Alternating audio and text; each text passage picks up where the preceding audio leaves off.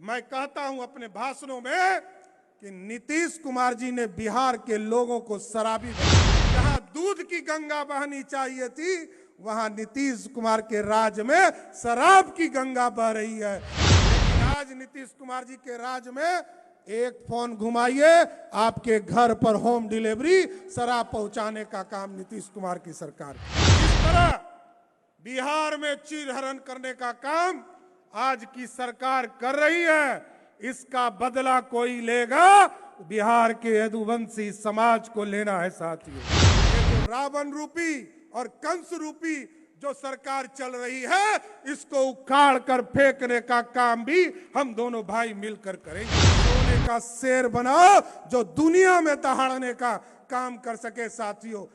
भगवान कृष्ण की। आज गोवर्धन पूजा के शुभ अवसर पर आज यदुवंशी समाज का मिलन समारोह इस बापू सभागार में उपस्थित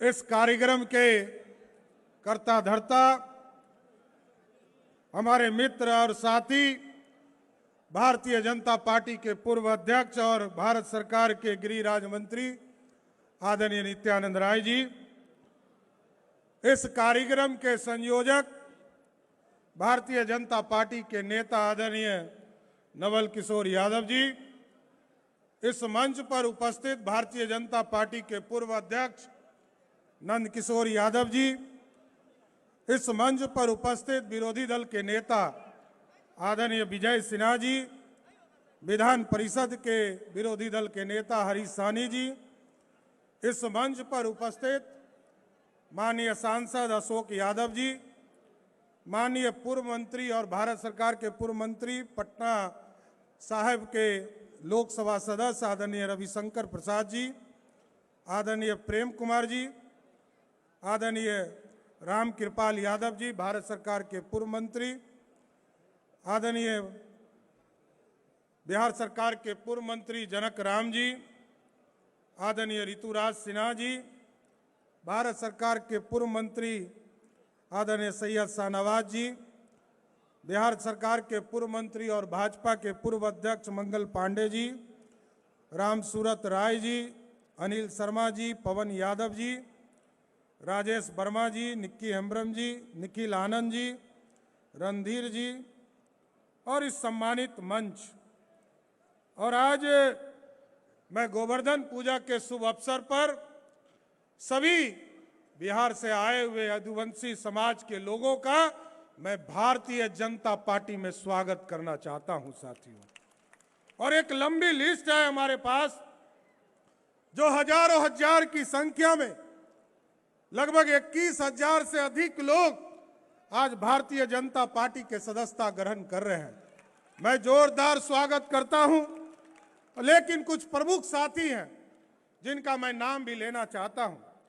आदरणीय उदय सिंह यादव जी जो औरंगाबाद से हैं, डॉक्टर राजेश रंजन यादव जी मधुबनी से हैं, टुनटुन यादव जी फतुआ से, शशि भूषण जी पटना से, एस यादव मुखिया गया से, योगेंद्र यादव जी प्रमुख जो है सिकटी से, विजय यादव प्रमुख जी, ब्रह्मानंद यादव जी, राम स्वागत यादव जी, मिथिलेश जी, जयमंगल यादव जी, अर्जुन यादव जी, विनोद यादव जी, पंचीलाल राय जी और कई महत्वपूर्ण साथी हैं जिसके बारे में विस्तार से बताया जाएगा। लेकिन साथियों, हम आग्रह करना चाहते हैं, और ठीक कहा आदरणीय नित्यानंद राय जी ने, जिस तरह बिहार में चीरहरण करने का काम आज की सरकार कर रही है, इसका बदला कोई लेगा, बिहार के यदुवंशी समाज को लेना है साथियों। और स्वाभाविक है, अभी तो हमारे भाई आदरणीय नित्यानंद राय जी बोल रहे थे, वो कहे कि हम भगवान कृष्ण के वंशज हैं और आगे भी इसी वंश में जन्म लेने का काम करेंगे। साथियों, हम दोनों भाई यहां बैठे हैं, एक भगवान कृष्ण के वंशज है और दूसरा राम का वंशज है। दोनों मिलकर बिहार में आपको जरूर ये बताने का काम करता हूं, ये जो रावण रूपी और कंस रूपी जो सरकार चल रही है इसको उखाड़ कर फेंकने का काम भी हम दोनों भाई मिलकर करेंगे साथ। और आपने देखा मर्यादा पुरुषोत्तम राम, जिस तरह रामायण में हम लोगों ने देखा, और भगवान कृष्ण ने कहा मैं तो 1 घंटे में महाभारत खत्म कर सकता हूं, लेकिन उन्होंने समय दिया और कहा असत्य पर सत्य की विजय हो, और युद्ध हुआ, महाभारत हुए, और कौरव और पांडव एक साथ लड़ने का काम किया। जबकि आपने देखा जब बर्बरी से पूछा गया कि आपने युद्ध में क्या देखा साथियों, तो भगवान बर्बरी ने साफ तौर पर कहा हमको तो सिर्फ नारायण ही दिख रहे थे, चाहे दाहिने देखो चाहे बाएं देखने का काम करो। लेकिन साथियों हम लोगों को साफ तौर पर देखना है। 2005 में आपको याद कीजिए, मैं कहता हूं अपने भाषणों में कि नीतीश कुमार जी ने बिहार के लोगों को शराबी बना दिया। जिस प्रदेश में 14% से अधिक आबादी यदुवंशी समाज का हो, जहां दूध की गंगा बहनी चाहिए थी, वहां नीतीश कुमार के राज में शराब की गंगा बह रही है। यह चिंता करने का विषय है। इसलिए हम जो आज इस सभा के माध्यम से और जो भगवान कृष्ण के ने जिस तरह गोवर्धन पर्वत को उठाने का काम किया था, उससे यह स्पष्ट संदेश दिया था कि जो असत्य करेगा उस पर सत्य की विजय होगी।